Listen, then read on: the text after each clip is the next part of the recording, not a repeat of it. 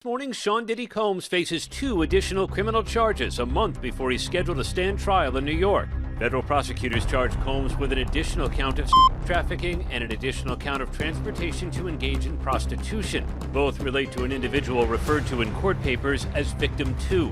Cassie Ventura back on the witness stand today. She's been testifying in the case against her ex-boyfriend, Sean Combs. This office is determined to investigate and prosecute anyone who engages in trafficking, no matter how powerful or wealthy or famous you may be.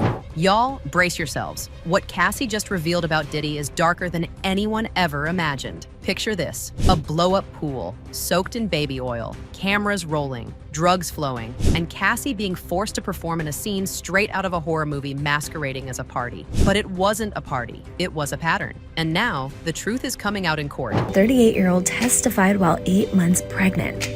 On the stand, Ventura detailed the alleged abuse she claims to have suffered during the years-long relationship with the disgraced rapper. With Cassie 8 months pregnant and holding nothing back. Cassie says the nightmare started early in their relationship. What Diddy called voyeurism quickly spiraled into something far more sinister, what she called freak-offs. But let's be real, these weren't kinky games. These were disturbing, orchestrated events fueled by drugs and fear. And at the heart of them, baby oil. Lots of it. Cassie testified that Diddy made her wear high heels and sexy outfits before stepping into a blow-up kiddie pool filled with baby oil. 10 bottles per session, minimum. And that wasn't even the worst part. She wasn't alone. Male escorts were often brought in, their bodies also lathered in oil, expected to perform for Diddy while he watched, or worse, recorded. These sessions lasted 36 to 48 hours, sometimes longer. Diddy's Los Angeles and Miami mansions raided by SWAT teams.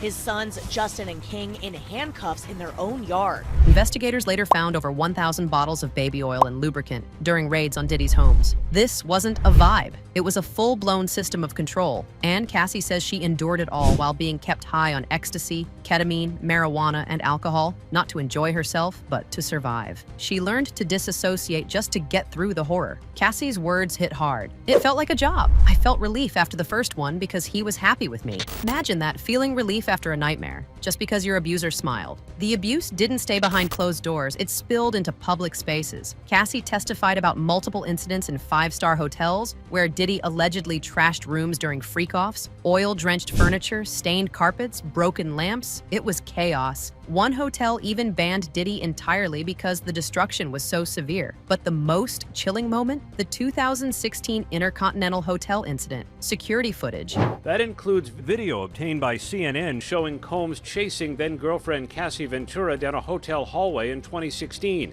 knocking her down and kicking her.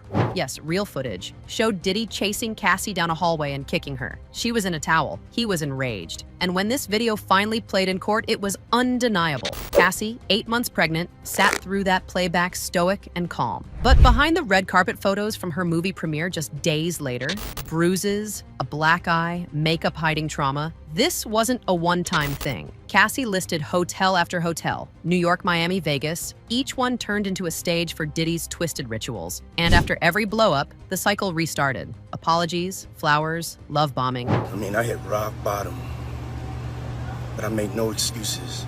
My behavior on that video is inexcusable. Until the next nightmare. Cassie says almost every freak-off was recorded, and not with her consent. Mounted cameras, handheld devices, she never knew who was filming. But Diddy made sure she knew he had the footage. "I have tapes," he allegedly reminded her, using them as blackmail. Not just to silence her, but to own her. And it wasn't just her words. You know, Cassie Ventura's testimony has been difficult and disturbing with explicit images and text messages.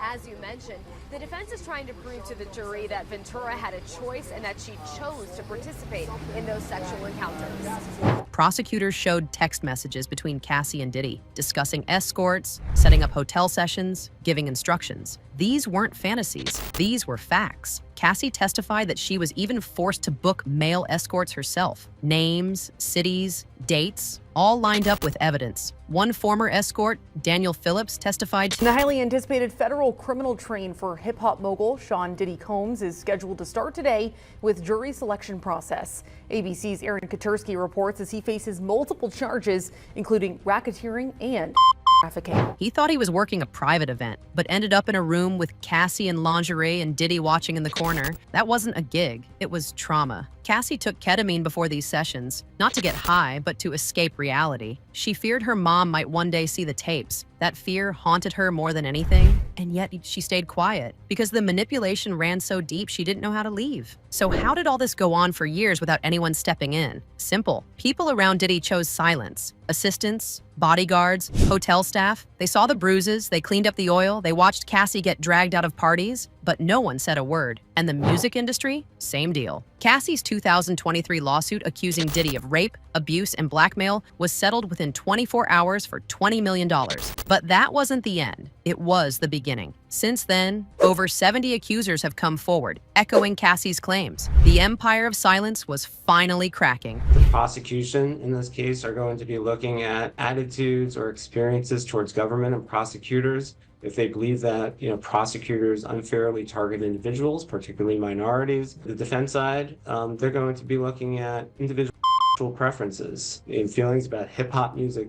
Even Diddy's family got pulled into the drama. His mother called it a public lynching. But his kids, one by one, they stopped showing up in court. Only King Combs stayed when Cassie testified about the freak-offs. Whether they were distancing themselves or waking up to the truth, it said a lot. And through it all, Cassie stood strong. She didn't flinch when her assault video played. She didn't cry when her bruises were shown. She just spoke because someone had to. Let's be honest, Diddy's image is in flames. Once the king of hip-hop, now the center of a federal trial for racketeering. This morning, jury selection begins in the most anticipated trial of the year, the racketeering, conspiracy, and trafficking trial of Sean Combs. Trafficking and coercion. His homes were raided, his staff questioned, and tapes presented to the jury so graphic, they're being viewed privately with headphones. And Cassie, she's not hiding anymore. After leaving Diddy in 2018, she married trainer Alex Fine in 2019. They now have 2 daughters, Frankie and Sunny, and as of May 2025, she's expecting a 3rd child, a baby boy. She walked into court pregnant, wearing a medical boot, holding her stomach, yet unshaken. This wasn't about revenge. It wasn't about fame. Cassie already got her settlement. This was about justice, about breaking the silence, about making sure no other girl lives what she went through. Diddy's legal team tried to spin it, saying it was consensual kink, but with texts, tapes, and testimonies from multiple victims, the defense is crumbling, and the world is watching. Because this case isn't just about Diddy. It's about power, silence, and survival. And Cassie, she's not just a survivor. She's the voice that cracked the foundation of an entire empire. So, what does justice really look like? Maybe it's Diddy finally facing consequences. Maybe it's the end of an era built on fear. Or maybe, just maybe, it's a pregnant woman standing in court, scarred but not broken, telling the world, I survived, and now I'm speaking, and baby, the world is listening. Baby, the world.